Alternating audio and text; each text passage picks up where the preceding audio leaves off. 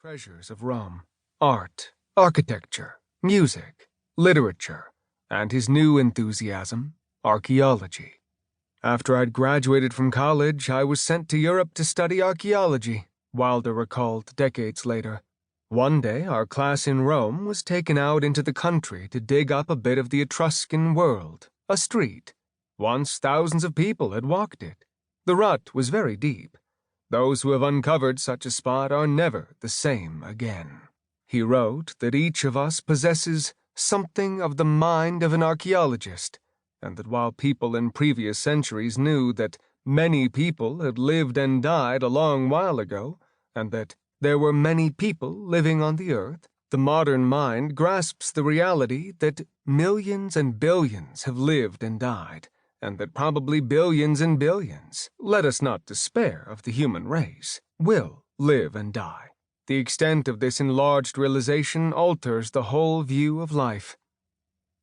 Wilder's pivotal Italian year helped to forge his vision of the individual's relationship to the universe, the infinite permutations and combinations of the basic life events, or plots: birth, struggle, love, aspiration, defeat, transcendence, death.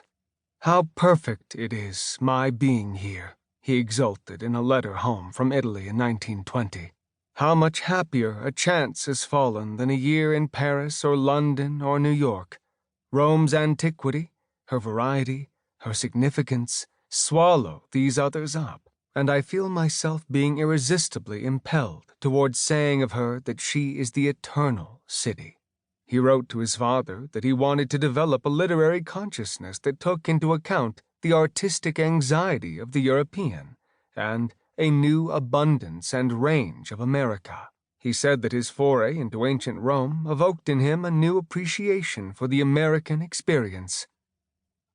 Amos Parker Wilder, father of Thornton and 4 other precocious children, was a journalist, consular official, and platform lecturer with ambitious yet practical dreams for his sons and daughters. He deplored the fact that 4 of them seemed bent on becoming artistic writers, that is to say, unmarketable. Many years later, Wilder wrote that his father had read my numerous works with deep concern. They appeared to him to be, borrowing a phrase he had picked up in China, carved cherry stones. The Wilder children were well acquainted with this metaphor, for their father used it often when he sought to discourage their interest in writing. Amos Wilder hoped that Thornton would return from Italy in a year's time uncorrupted and equipped to earn a living. He worried about his son's seeming inability to concentrate and persevere, his tendencies toward wool-gathering and dilettantism. Amos concluded that teaching was the best fit for Thornton's temperament, and with the help of strong references from 2 of his son's Yale professors, secured a teaching post for Thornton. By the autumn of 1921, the traveler was settling into his job as assistant housemaster for Davis House and French teacher at Lawrenceville School, a few miles from Princeton, New Jersey.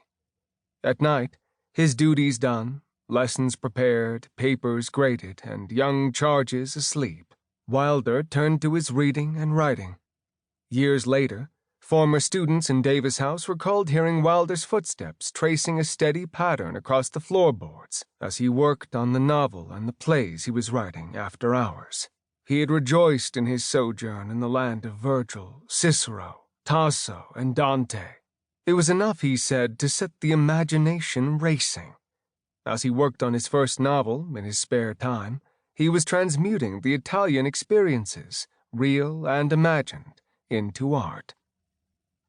Wilder's papers reveal some of the winding pathway from conception to completion of the novel, an imaginary memoir of a young American mingling with a small clique of privileged, eccentric residents of early 20th century Rome.